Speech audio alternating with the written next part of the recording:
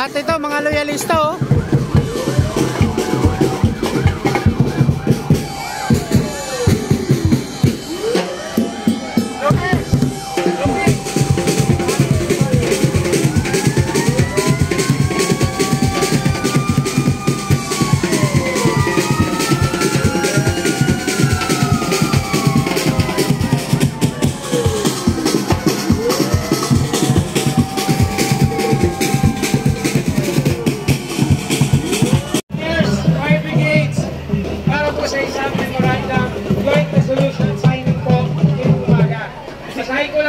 Nilalaman ito.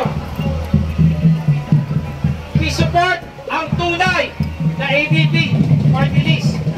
Joint Resolution 4th of October 2024, strongly endorsing and supporting ang Bumbero ng Pilipinas party list by various officers, leaders, and members of different coalitions, alliances, multi-sectoral groups, and people's organizations in the upcoming May 12, 2025 national and local elections.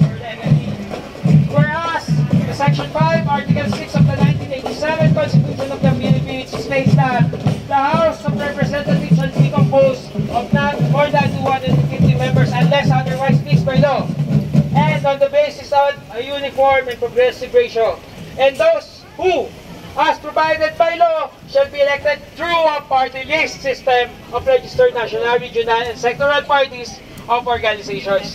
Whereas, the Republic Act number 7491, also known as the Party List System Act, provided for the election of party list representatives through the election or through the party system to promote proportional representation to the House of Representatives, which will enable Filipino citizens belonging to the marginalized and underrepresented sectors, organizations, and parties, and who lack well-defined political constituency, but who could contribute to the formulation and enactment of appropriate legislation that will benefit the nation as a whole.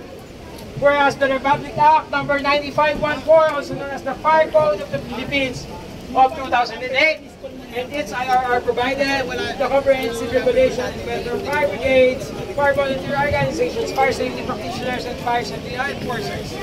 And whereas currently no representation, wala pong representation sa Congress to push for the welfare and provide support among the firefighters, fire volunteers, and their families, and other related organizations in the community which shall equip and empower them in preventing loss of life and property, provide fire safety awareness to the public, social benefits, and other related programs. Whereas ang Bumbero ng Pilipinas, ang tunay na Bumbero ng Pilipinas ABP party list was duly accredited and registered in the party list election this 2025 national and local elections, and primarily focuses on initiating reforms and crafting bills to improve the state of firefighters, fire volunteers, their families, and other related organizations and people's organizations in the Philippines. Now, therefore, be it resolved, as it is hereby resolved by the various officers, leaders, and members from the different coalition, alliances, multi-sectoral organizational groups, and people's organization in a meeting duly assembled, that the joint resolution is strongly endorsing and supporting ang tunay na Bumbero ng Pilipinas ABP party list the upcoming May 12, 2025 national and local elections to be approved.